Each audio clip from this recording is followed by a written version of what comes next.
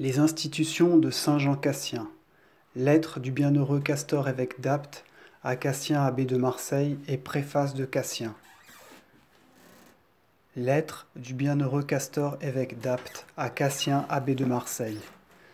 Castor, le dernier des hommes, salue aussi humblement qu'il peut le faire l'abbé Cassien, si célèbre par sa sainteté, sa vie entière et sa science admirable.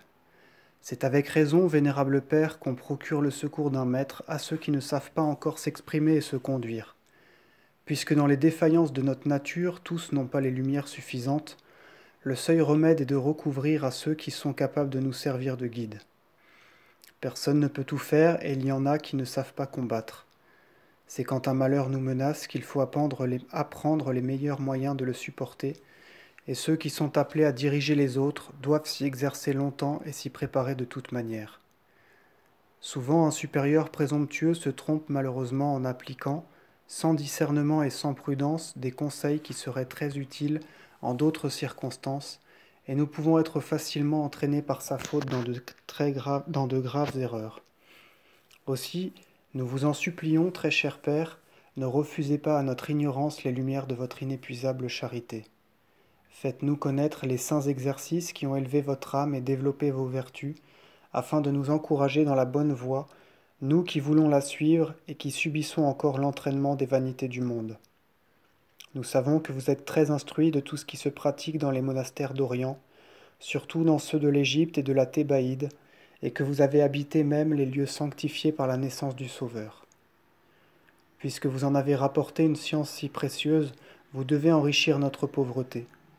Nous vous conjurons de vouloir bien écrire simplement les institutions monastiques que vous avez vues établies et florissantes en Égypte et en Palestine, ainsi que les traditions des anciens pères. Vous serez ainsi utile à notre communauté naissante, et la douceur de vos enseignements désaltérera des cœurs qui les désirent depuis longtemps.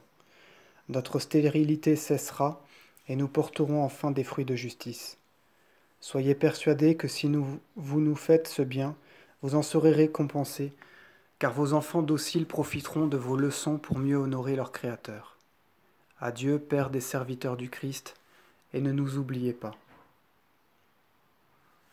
Préface de Cassien à l'évêque Castor. L'Ancien Testament rapporte que Salomon avait reçu d'en haut une sagesse si grande, une prudence si consommée, un cœur si vaste que les rivages de la mer n'étaient pas plus étendus, et qu'au témoignage de Dieu même, nul homme dans le passé ou l'avenir ne pouvait lui être comparé. 3 Rois 4.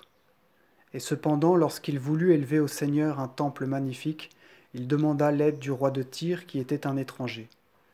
Le roi lui envoya Hiram, le fils d'une veuve, et Salomon s'en servit pour réaliser l'inspiration divine, pour bâtir le temple et l'orner de vases sacrés. Si ce prince, qui était au-dessus de tous les rois de la terre, si le plus noble et le plus illustre des enfants d'Israël, si celui dont la sagesse surnaturelle surpassait les sciences et les arts de l'Égypte et de l'Orient, n'a pas dédaigné consulter le fils d'une veuve et un étranger, faut-il s'étonner, très saint évêque Castor, qu'à son exemple vous vous adressiez à moi malgré ma faiblesse et ma pauvreté, pour vous aider dans un projet plus grand que le sien ? Car ce n'est pas avec des pierres insensibles, mais avec des saints que vous voulez bâtir un temple à Dieu. Ce n'est pas un édifice temporel et destructible, c'est un monument éternel et immuable. Les vases que vous y voulez consacrer, ce ne sont pas des vases de métal, d'or et d'argent que le roi de Babylone doit prendre pour les faire servir aux débauches de ses princes et de ses concubines. Ce sont des âmes saintes, toutes brillantes d'innocence, de justice et de pureté, des vases que doit remplir le Christ même, leur roi et leur époux. Votre province n'avait pas de monastère, et vous voulez en établir un semblable à ceux de l'Orient, et surtout de l'Égypte. Vous possédez toutes les vertus, la science et les richesses spirituelles qui sont nécessaires, et à défaut de vos leçons, votre vie et vos exemples suffiraient pour diriger ceux qui aspirent à la perfection. Et cependant, pour accomplir votre dessein, vous vous adressez à moi, si pauvre de science et de talent, et vous réclamez le concours de mon indigence. Vous désirez que, malgré mon incapacité, je mette par écrit les institutions que j'ai vues prospérer dans les monastères d'Égypte et de Palestine, et les traditions des pères qu'on y conserve. Vous me recommandez de le faire non pas dans ce beau langage qui est un de vos mérites, mais dans un style simple qui fasse comprendre plus facilement la vie des saints à tous les religieux que vous avez reçus dans votre nouveau monastère. Je voudrais pouvoir répondre à votre pieux désir, mais combien d'obstacles m'épouvantent. Ma vie d'abord est-elle assez pure pour oser approfondir dignement des choses si élevées, si obscures et si saintes? J'étais bien jeune d'ailleurs lorsque j'étais parmi ces saints religieux qui me soutenaient et m'encourageaient par leurs paroles et leurs exemples, et ce que j'essayais alors, ce que j'ai appris, ce que j'ai vu, il me serait bien difficile de me le rappeler parfaitement, après avoir été privé depuis tant d'années de leur présence et de leurs enseignements. Cet inconvénient est d'autant plus grand que ces choses ne peuvent être exposées, comprises et retenues, et en parlant et en les étudiant. L'expérience seule en donne l'intelligence. Si celui qui les explique doit les avoir pratiquées, il faut aussi que ceux qui les entendent s'y exercent avec ardeur pour les comprendre. Et encore est-il nécessaire de s'en entretenir souvent avec des personnes éclairées pour ne pas les oublier promptement. Outre cette difficulté, je sens que je suis incapable de bien exprimer ce que je me rappelle encore. Ajoutez que déjà bien des hommes illustres par leur vie, leur savoir et leur éloquence ont écrit des livres sur ce sujet.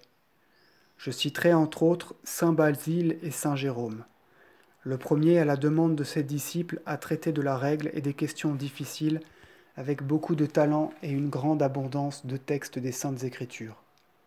Le second non seulement a composé plusieurs livres sur la vie religieuse, mais encore en a traduit du grec en latin. Ne serait-ce pas bien présomptueux de vouloir ajouter quelques gouttes à ces fleuves d'éloquence? Et cependant, je me laisse persuader par la confiance que votre sainteté m'inspire, et par la promesse que vous me faites que vous recevrez avec plaisir mon pauvre travail, et que vous le montrerez seulement aux religieux de votre nouveau monastère. S'ils y trouvent des choses qui ne soient pas bien dites, que leur charité me le pardonne, qu'ils soient indulgents et qu'ils cherchent dans mes écrits plutôt la vérité que la beauté du langage. Ainsi je me rends à vos prières, vénérable Père, qui êtes vraiment un modèle de religion et d'humilité. J'entreprends, selon la mesure de mes forces, l'ouvrage que vous me demandez. Je traiterai surtout ce qu'ont passé sous silence ceux qui m'ont précédé, parce qu'ils parlaient plus de ce qu'ils avaient entendu dire, de ce qu'ils savaient par eux-mêmes, et je tâcherai d'instruire votre communauté naissante, qui a soif de la vérité.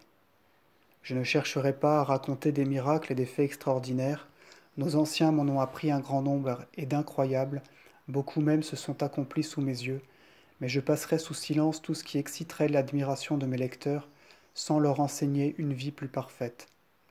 Je m'appliquerai à exposer aussi fidèlement que Dieu m'en fera la grâce, les institutions et les règles des monastères, les 8 vices principaux qu'on y reconnaît, leur origine, leur cause et les remèdes que la tradition indique pour les combattre.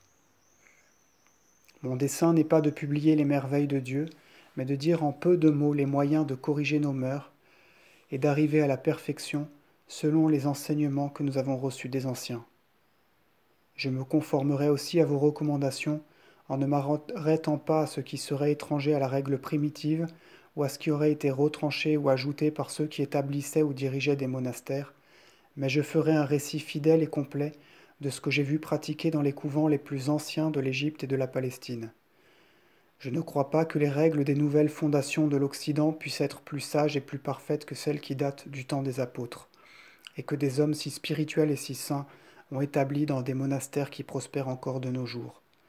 Je serai modéré cependant, et si je trouve dans la règle des solitaires de l'Égypte quelque chose que la rigueur du climat ou la différence des mœurs rendrait trop dur, trop difficile ou même impossible dans ces contrées, je l'adoucirai par les tempéraments adoptés dans les monastères de la Palestine et de la Mésopotamie, car dès qu'on fait tout ce qui est raisonnable et possible, l'observance est aussi parfaite malgré l'inégalité des forces.